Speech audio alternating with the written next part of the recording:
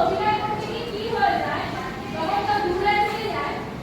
এত জোরে এত চিৎকার করতে থাকে মনে হয় কান ফেটে যাচ্ছে। যখন কাছে আসে তখন ওরা যখন করছিল কি আমার বেস্ট ফ্রেন্ড ক্লোজ ফ্রেন্ড যায়